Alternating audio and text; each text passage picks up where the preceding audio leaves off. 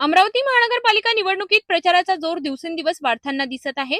आज प्रभाग क्रमांक 11 मध्ये फ्रेझरपुरा रुक्मिणीनगर परिसरात शिवसेनेच्या वतीने भव्य रॅली काढण्यात आली।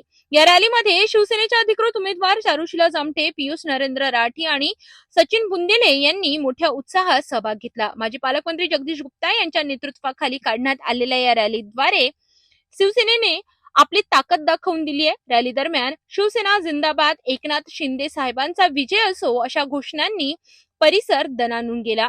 संपूर्ण प्रभागात एका हातात भगवे झेंडे, डोक्यावर भगव्या टोपी आणि चेहऱ्यावर विजयाचा आत्मविश्वास दिसून येत होता।